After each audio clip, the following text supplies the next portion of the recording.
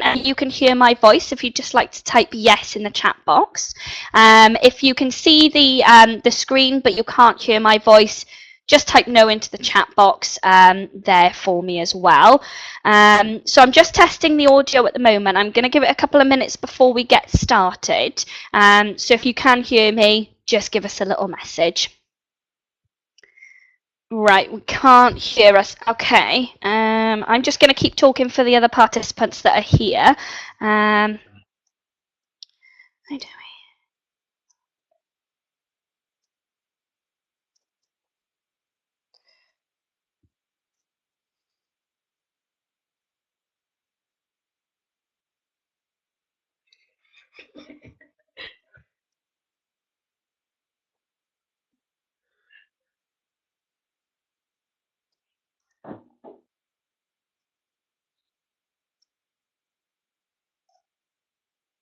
Can everybody hear me? For those of you that are in the session, our little lovely participants, if you can hear me, feel free to type yes in the text box for me.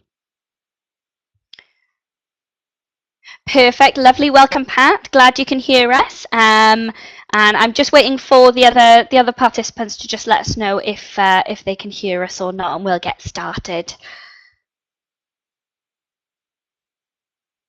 Perfect, thanks Helen. Okay, right, okay, let me just try and hear.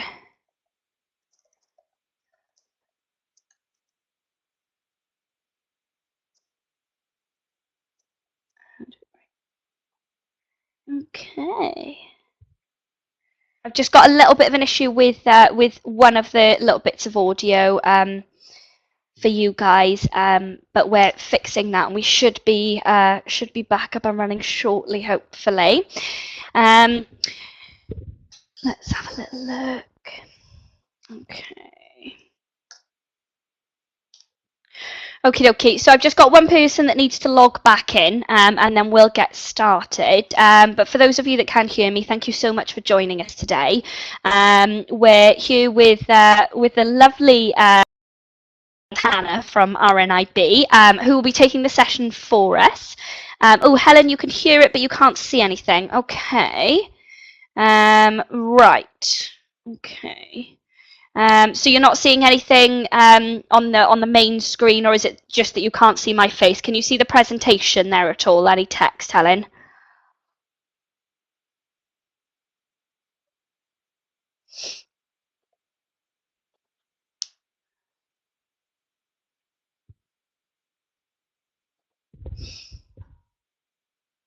Hello? Oh, I am still on audio. That's good.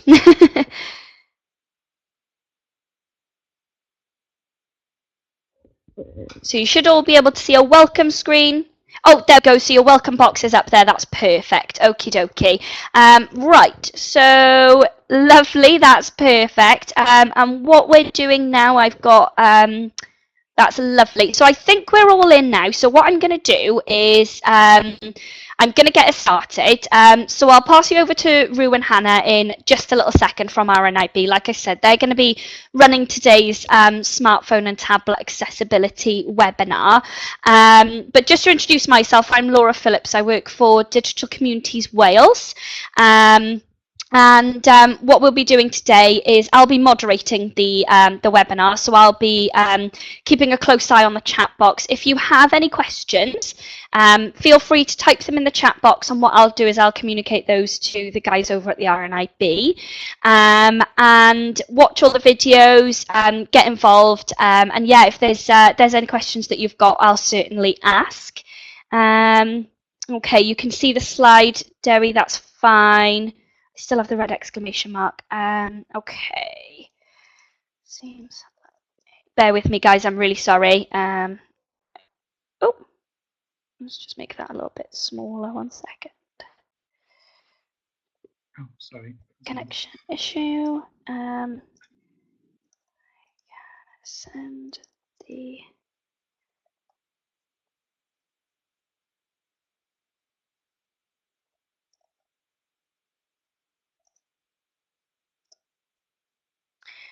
Okay. Just sending a little message there to our chap who can't hear us.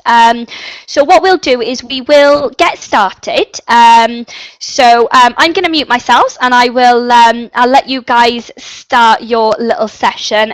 Like I said, if anybody needs anything, pop it in the chat box, and I'll be here to moderate. So thank you very much and welcome. Hello guys, how are you doing?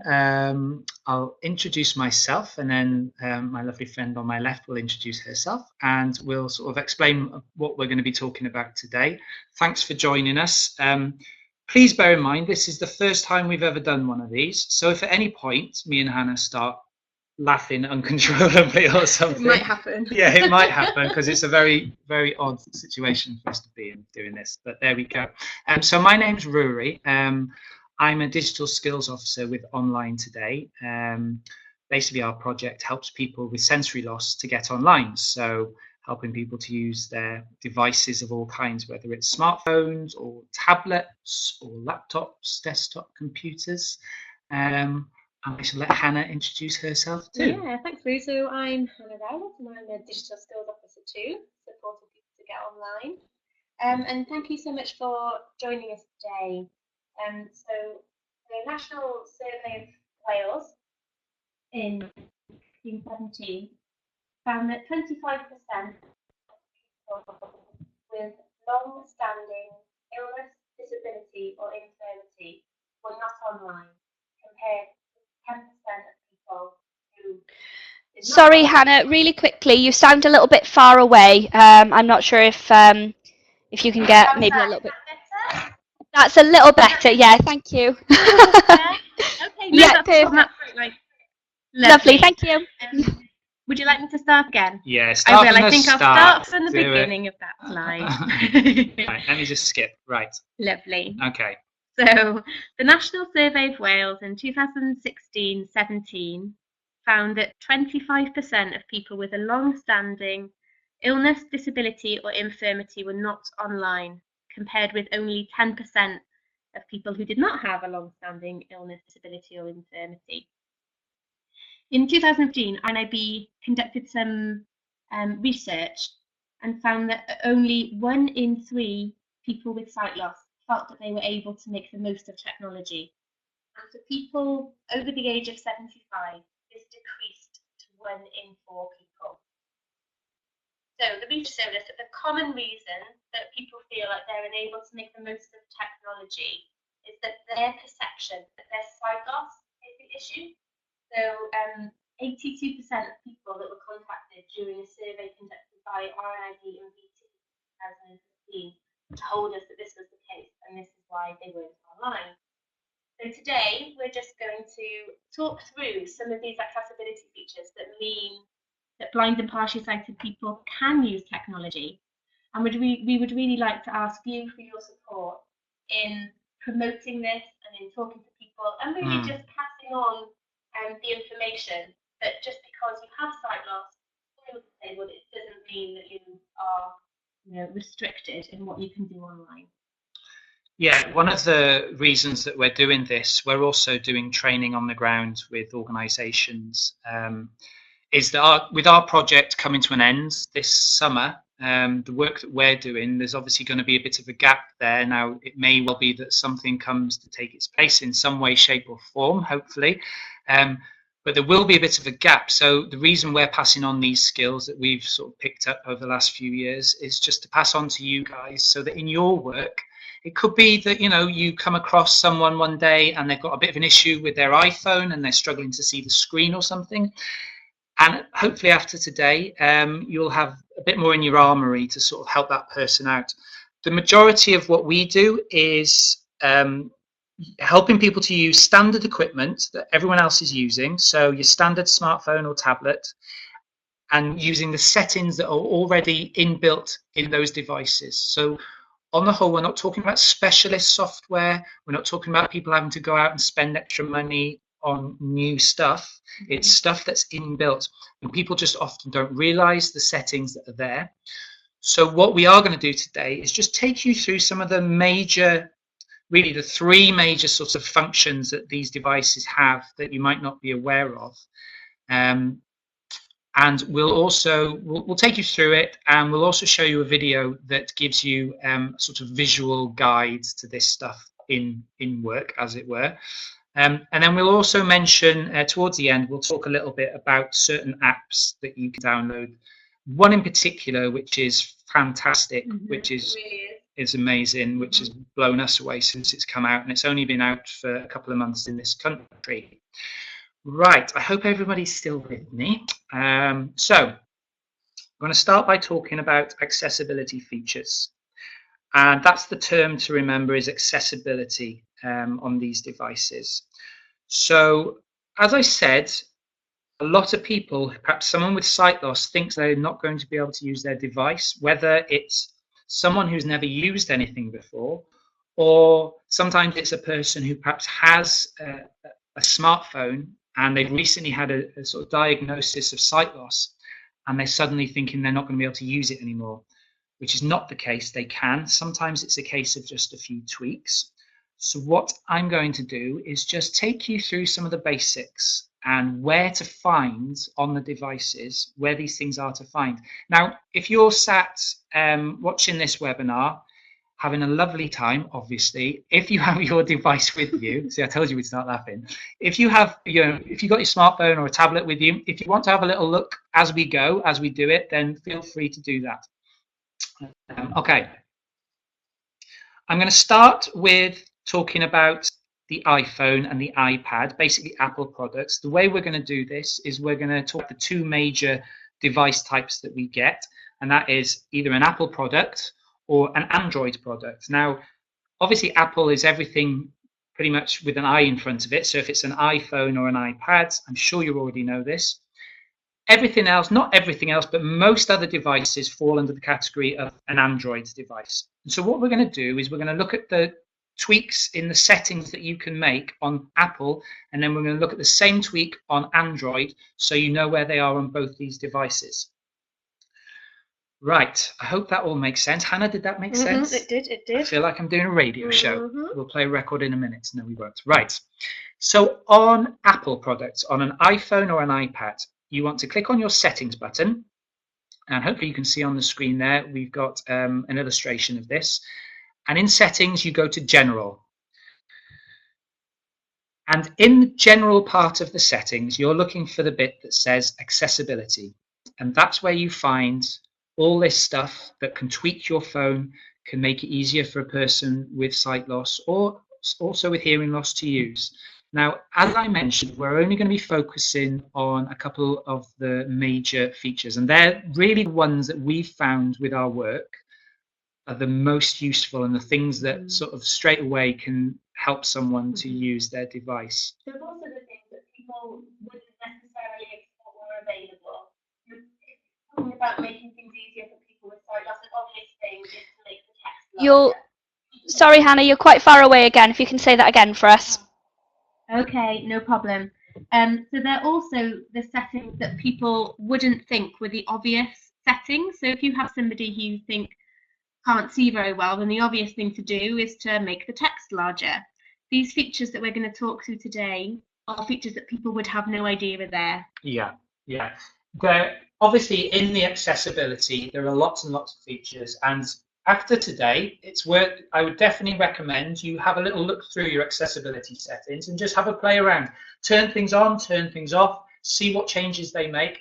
We're not going to go over every little detail because that would be the dullest webinar you've ever attended, and we'll all be asleep by the end of it. But we're just going to look at these major ones. So, first of all, so we go to our settings on an iPhone or an iPad. We go to general accessibility, and the first thing we're going to look at is VoiceOver, or TalkBack as it's known on an Android device.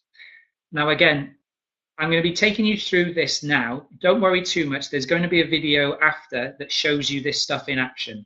And you will also be able to watch this presentation back at a later date. Okay? So basically, don't panic if you think I need to remember all this. You're not going to, so that's okay. So the first thing we're talking about is VoiceOver and TalkBack. Now, these are features that are commonly sort of described as screen readers. What they do, very simply put, is they make everything you touch on the screen be read out to you. So if you touch an app, it reads it out. It tells you what it is. If there is text on the screen, if you touch that text, it reads it out. Now you can see here on an Apple device, we're starting with Apple, it's called VoiceOver. And in your accessibility list, it's on the top of the list. And when you go there, you can turn that on or off. And you will straight away see that it changes a few things with the phone.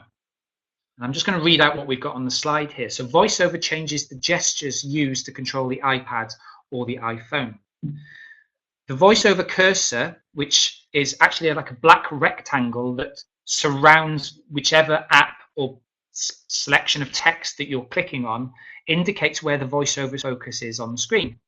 VoiceOver reads aloud the contents of the cursor. You touch an item on the screen or drag your finger around to hear items spoken aloud. When a new page or app is opened, the VoiceOver cursor is placed on the first item on the screen, normally in the top left-hand corner. Now, I know that's all very wordy, and it doesn't make a huge amount of sense until you see it in action, but you will see it in action shortly.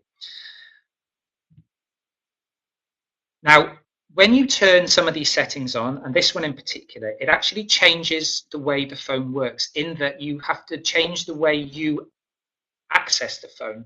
Instead of your normal way, and if I say phone at any point, I mean phone or tablet, okay, just so you know. The way you navigate the device changes from one finger often to 2 fingers or 3 fingers, and it's the same with the zoom that we're going to talk about in a minute, but we'll go through that slowly. So with the VoiceOver on, you can control the movement of the VoiceOver without touching the items on the screen. You flick your finger horizontally from left to right to move forward or backwards through the items on the screen. So for instance, if you have a load of apps on your screen, every time you swish your finger to the right on the screen, it will move clockwise through your apps. Swishing left with your finger will move anti-clockwise.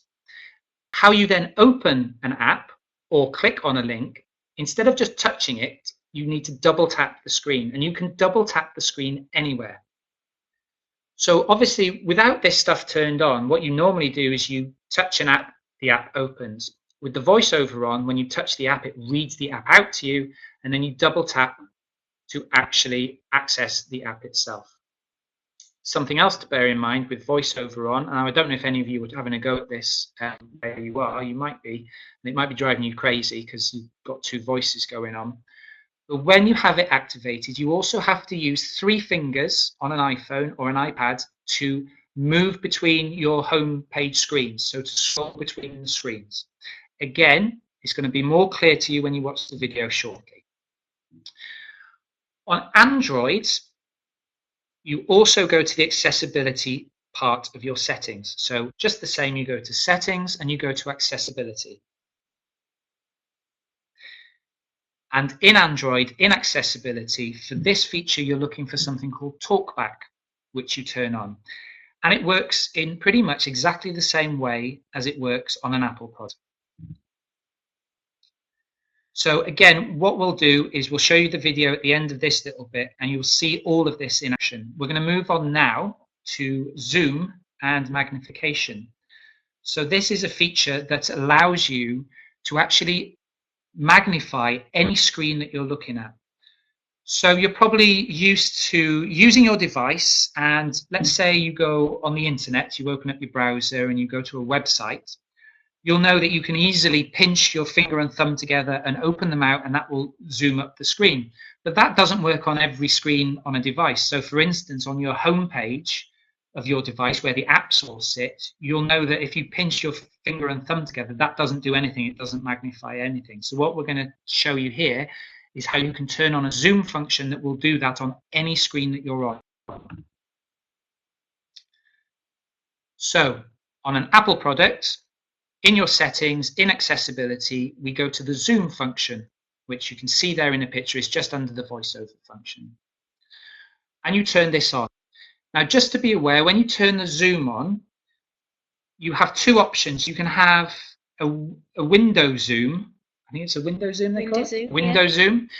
Or you can have full screen zoom. Now, the window zoom gives you a little box which just zooms in on that part. The full screen zoom obviously zooms the whole screen.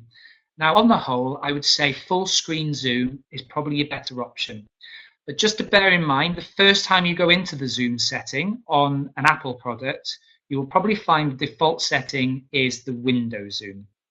So you will need to change that from within. I shall just read now what we've got on the slide, so just go over that. With 3 fingers, so this is when the zoom is turned on. With 3 fingers, you double tap the screen to zoom in and out.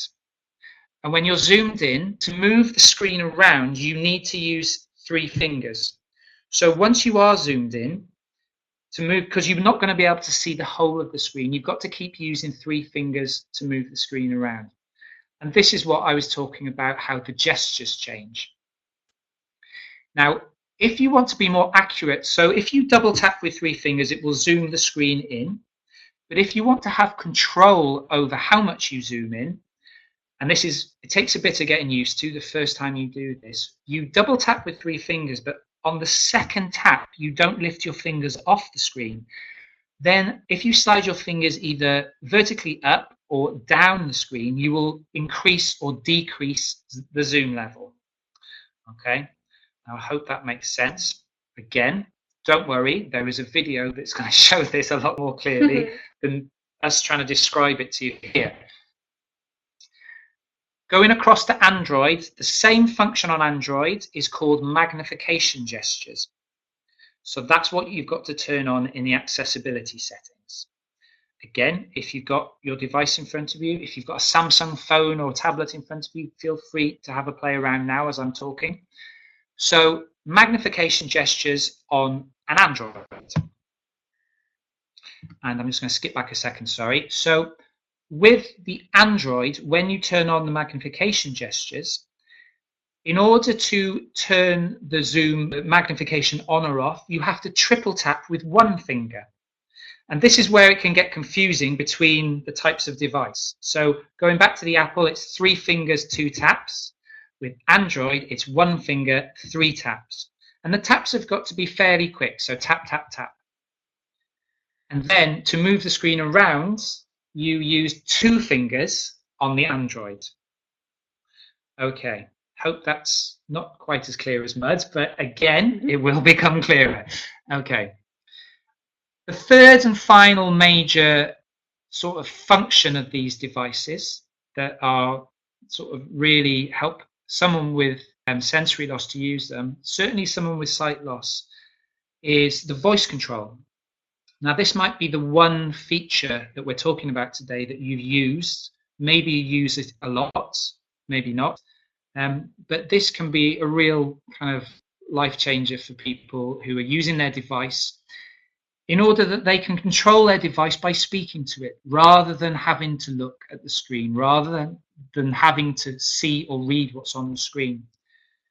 So what we're going to do is just take you through some of the stuff that voice control can do that you might not be aware of. Because as I say, you're probably already aware of the basics of voice control and the fact that you can speak to your device, even though it can make you feel a bit odd, especially if you're on a bus and there's other people around and you're talking to a piece of plastic in your hand. So on an Apple product, they call it Siri. Siri is the name of the voice. Again, I'm sure you're aware of this already. Siri is the name of the person that you're speaking to, or the synthesized voice that you're speaking to. Now, on an Android device, we generally recommend that you use the Google service, which is called OK Google. And I'm going to just skip back a second. So the way this works, and again, there's going to be a demonstration of this in the video that's coming up very shortly after this slide. So some of the things you do, I'm not going to go over how you activate it because we're going to do that in the video, but just some of the things that you can do with the voice control, which you might not be aware of. You can make a call. So for instance, let's say you have an iPhone. You can use Siri to actually tell it to call someone. So as long as you're saying the same name that's typed into the contacts list, so if you've got a friend called John Jones, if you've put him in the contacts list as John Jones, if you use Siri to say, call John Jones, that's what it'll do. You can do the same thing for a text message. And again, all of this is for either Apple or for Android. You can use the voice control to send a text to someone. So you could say, send a text to John, and it will ask you what the text is. And you can speak the text in, and then it will ask you if you want to send it. And if you say yes, it will send that as a normal text message. It doesn't come through as a voice message. It actually types it out as text. Now, again, if anything that we're telling you here is something you already know, I apologize, but we just want to make sure that these are like really crucial things that sometimes I know that with the work that we do, I sometimes go and see someone and they're sort of talking about the idea of getting a new device, but they're not sure they're going to be able to use it. And if I show them an iPhone and I say, watch this now, and I make a phone call and send a text message just by talking to the device without having them learn any skill or anything, they're often completely blown away and suddenly open to the idea of using one of these devices. Because often we come across people who are perhaps older, and they're perhaps not only are they dealing with a level of sight loss, but they're also dealing with a kind of fear of technology, which we all have to some extent, just some of us more than others. And when you show someone something like sending a text message by using your voice, it takes away all that fear, because you see it's not about skills or technology skills, it's just about something very, very simple. You can send an email the same way. So if you have an Android phone with OK Google on it, you can just say, OK Google, your phone will then be listening to you, and you can say, send an email. And you can, as long as you have an email stored in your contacts list with that person's name, you can just say email John, and it will ask you what is the email, and you can speak the email in. You can also search the internet. So, for instance, I could use my iPad, I could say to Siri, I could say open BBC News website, and it will open for me. You can open apps, get directions. You can even do things like use the inbuilt calendar function of a device by using your voice. So I could say, put in my calendar doctor's appointment. It will ask me when and where. I give it the details and it saves it. And then at a later date, I can ask it to retrieve that information for me, and it will speak the information to me. So again, a lot of what we're doing with the voice control stuff is we're taking away the need for you to look at the screen or see what's on the screen. A huge amount of things can be accomplished with a device without looking at anything. And often when I'm giving a demonstration of a device, I'll point the screen of the device away from me. So everything I'm doing with people, I'm showing you that I'm not using the screen at all. Is there anything you want to add, Hannah, to the... No, I think it would be great to open the video. Yes, I think so. So bear with me a second while I pull the video up, and you can have a look. So this is everything I've been talking about sort of in action, as it were.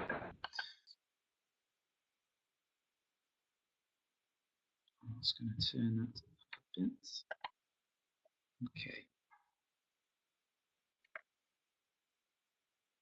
Oh, hang on. Bear with me. It's the wrong one. See YouTube. Maybe it's on the right. Oh, it's there.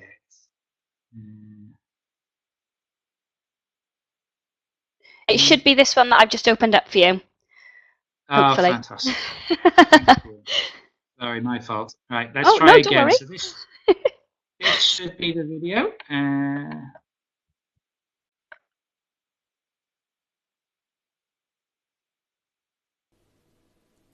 Voiceover and talkback.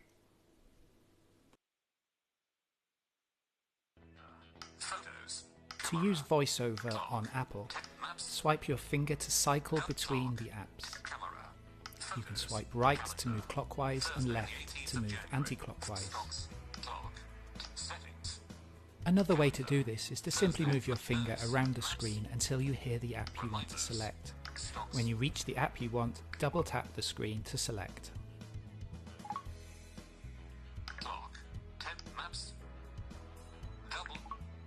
You can double tap anywhere on the screen. You don't have to tap on the app or the selection that you want to make. To move between screens, use 3 fingers to scroll.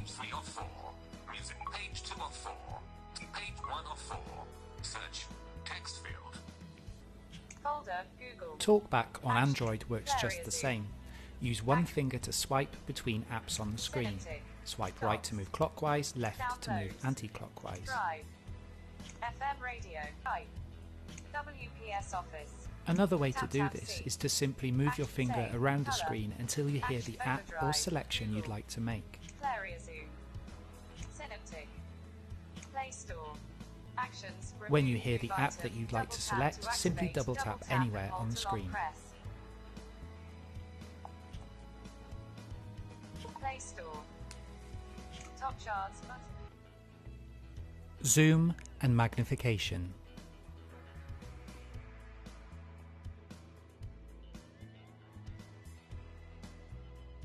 To use Zoom on the iPhone, double tap with 3 fingers.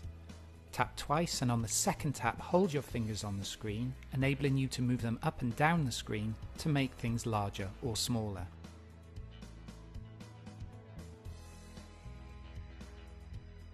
To use magnification on Android, simply triple tap the screen with 1 finger. You can then use 2 fingers to stretch or reduce the size of the magnification.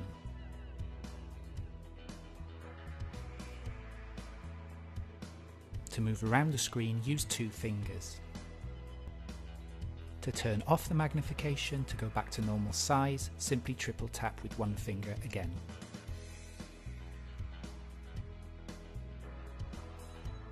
Here are some examples of what you can do using voice control on both Apple and on Android. On the iPhone, hold down the home button to activate Siri. Text Hannah. What do you want to say? Hi, I'm having a party tomorrow. It would be great if you could join me. Your message to Hannah says, "Hi, I'm having a party tomorrow. It will be great if you could join me." Ready to send it? Yes. There it goes. On Android, say OK Google. OK Google. Text Hannah. Text Hannah. Sure. What's the message? It was great to see you yesterday. I can't wait till the next time. Got it. Do you want to send it or change it? Send. Okay. Who are Cardiff City playing next? Cardiff City play Sheffield Wednesday on Saturday at 17:30. OK Google. How far is it from Amarillo to here? The distance from Amarillo to your location is 4,695 miles.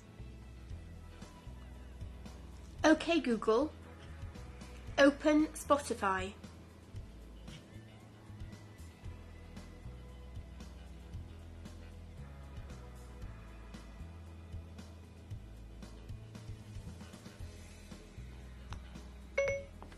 I see a little silhouette of a man.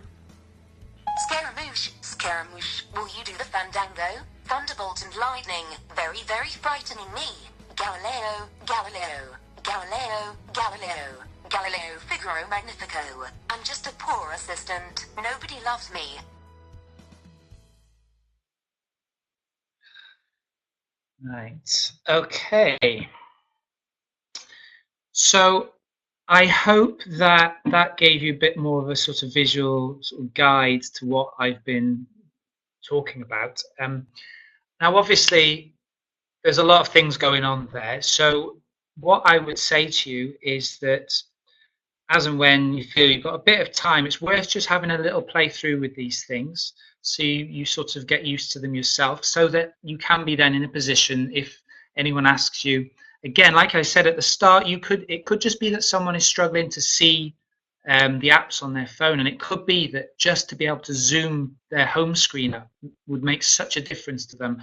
And we often come across people where it is something as simple as that can make a real difference, and it can be the difference between that person using their tablet or not using their tablet.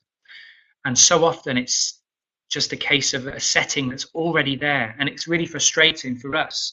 We know that there are still people out there who perhaps have given up or don't even think they're going to be able to use a device, when we know that there isn't a person out there that can't use one of these devices. And most people already have them at home. They have them in their pockets, and they have one donated by friends and family, hand-me-down Yes. mobile phones that most people get, their families. And they already have something. It's not like they have to go out and spend lots of money.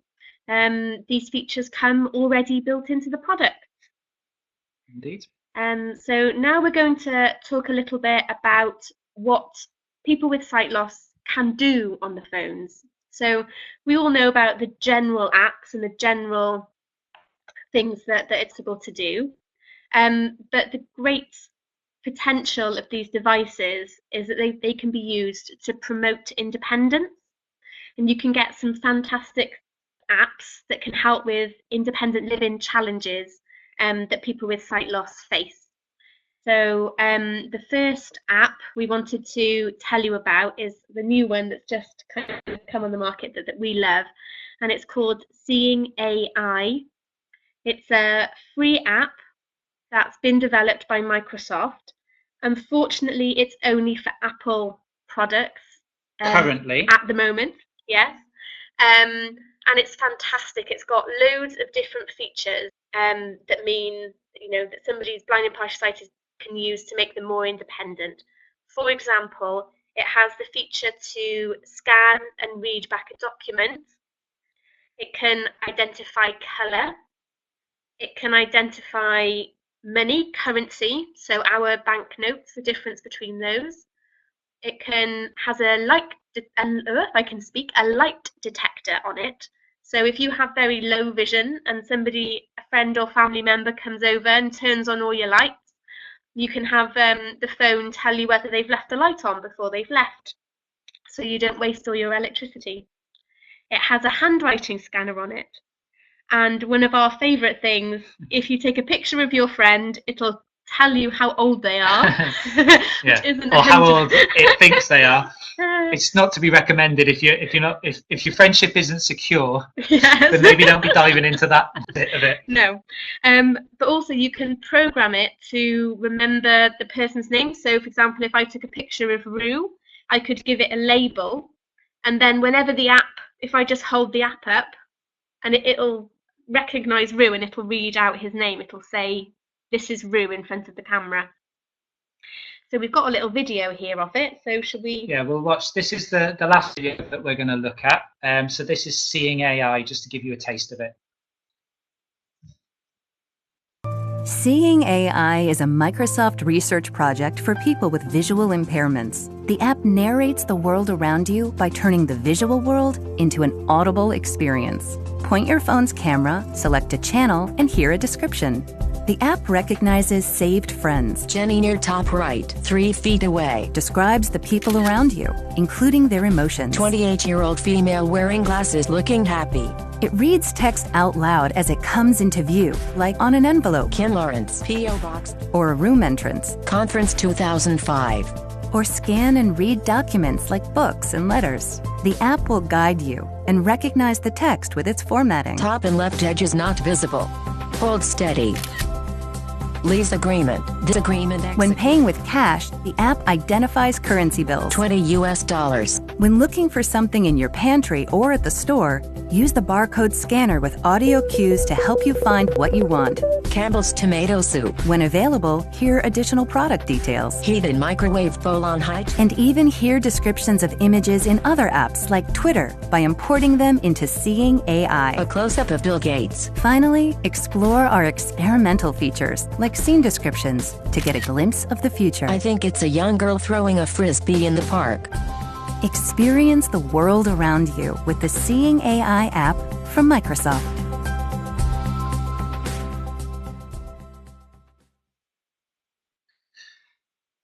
I hope you're all impressed with Hannah's American accent when we made that video.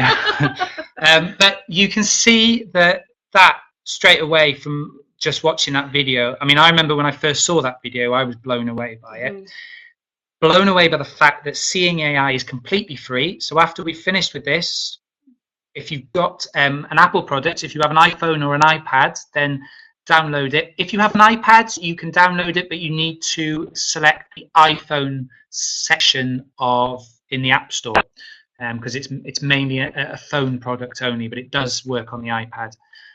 And we've been using it. Well, I've used it with just about everybody that I've worked with, and it's the best thing about it is it's so simple to use. It is as simple as it looks to use on that video, because often you see a video for something like this and it looks amazing, and then you come to use it and you realize it's fiddly and you've got to, you know, go to loads of settings and things, and you don't with this. It really is that simple. When you put some text on the table, you just open the app, you hold the device up over the text, and it's really accurate. And even things like the handwriting thing, which is a new part of it, it's really pretty good. Unless you're dealing with sort of really bad or doctor's handwriting, it really does a really good job of reading that stuff. And up until fairly recently, to enable someone to do that, they would have perhaps spent £1,000 on a device that did just that one thing. But now we can have that power in our pockets. And I'm sure you can imagine the usefulness of that app for someone with sight loss. I was with someone the other day and they instantly said, oh, I'll be able to read the menu myself now when I go to the restaurant. So it makes a huge difference. So that's Seeing AI, currently only for Apple products, but it will be rolled out to Android eventually. I think they're just doing it in stages. So what we'll just do is, we're not going to watch any more videos, but I'm just going to mention a couple of other apps for those people with Android who obviously can't use Seeing AI currently. The best text reading app, unfortunately, these are all apps that are separate apps. So Seeing AI does all this stuff in one place. If you have an Android product, you would have to download some separate apps. Now, the best app for reading text is called KNFB Reader. Now, again, you can have access to this presentation after today, and there are links, as you can see on the screen, that you can click to look at this stuff.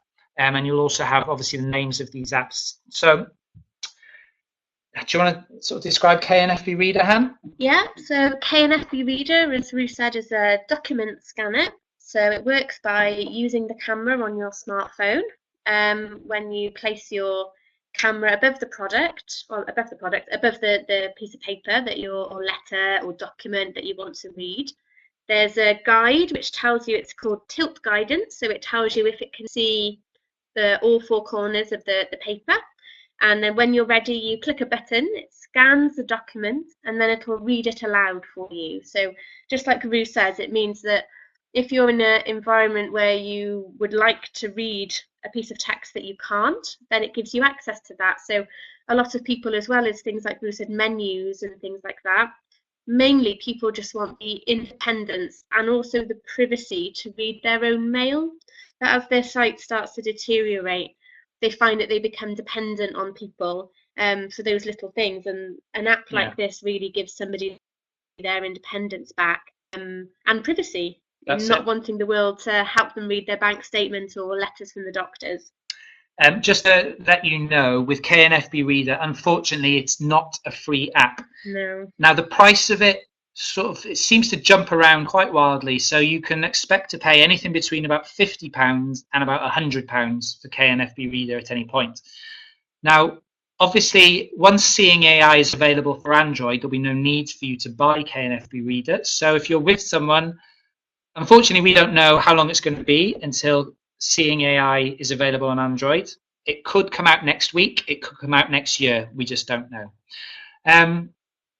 Moving on, there's an app called TapTapSee, which does the parts where you can take a photo of a scene and it will describe the scene. So take a photo of a table with a cup on it, it will tell you it's a table with a cup. And it's actually very descriptive, and it will usually describe things in fine detail. So again, brilliant for someone with sight loss. That is a free app.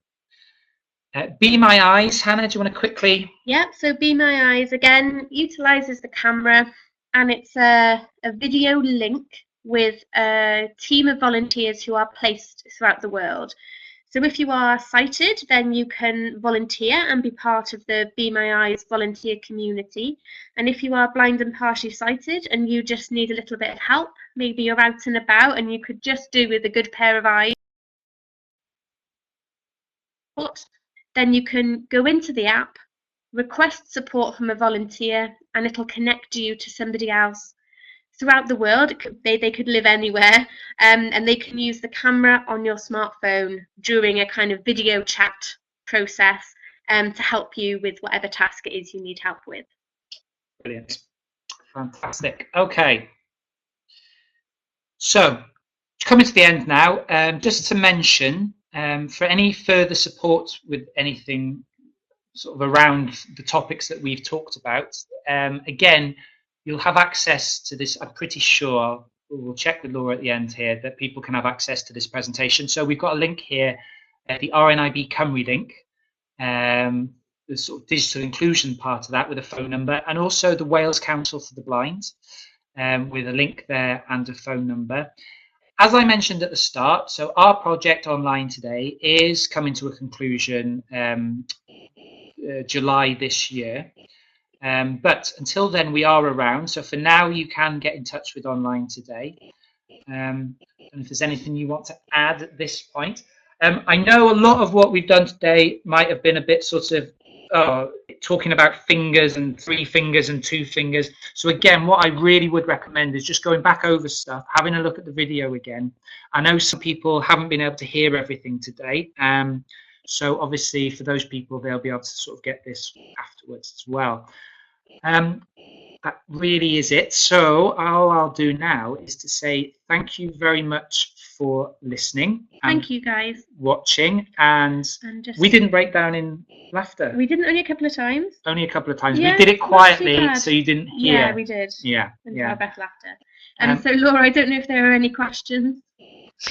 No, we haven't had any questions, but what I've done is in the text box I've just said that we'll be sending out the presentation and a recording, so people that couldn't hear us, or if they had a little bit of a spotty connection, you'll get all of the recordings, so you'll get the audio and the visual as well. So I'll be sending that out this afternoon for everybody. Lovely. Thank you very much. Laura. Right, well, thank you everybody for listening. Enjoy the rest of your days and your weekends. Fantastic. Thank you both so much as well. And I just wanted to say, if anybody that's been involved in the webinar today has got any questions, I'll be emailing out on behalf of Digital Communities Wales. But what I'll do is I'll make sure that the guys from RNIB are CC'd into the email as well. So if anybody's got any questions, you can come back to us. But thank you so much for spending your afternoon with us. And yeah, have a great weekend all. Thanks.